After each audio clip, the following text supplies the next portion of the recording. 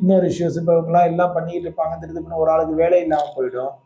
அப்போ வந்து அந்த இஷ்யூஸும் வருது. ஸோ இப்போ திடீர்னு ஒரு ஆளுக்கு வேலை போயிடுச்சு அப்படின்னா 50% of the income is cut.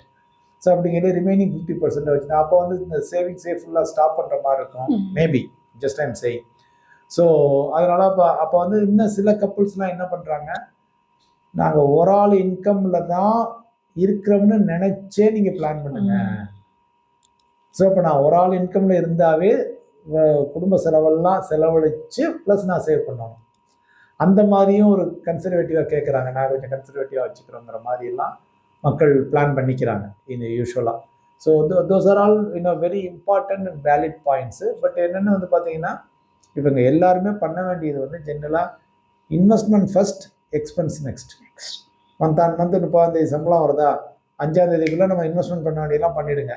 What ever is remaining, ஏன்னா ஆல்ரெடி பட்ஜெட் பண்ணிட்டீங்க, எல்லாம் பண்ணிட்டீங்க, ரிமைனிங்கை வச்சு அந்த மந்த்தை நீங்கள் ஓட்டுங்க, ஹாப்பியாக ஓட்டுங்க.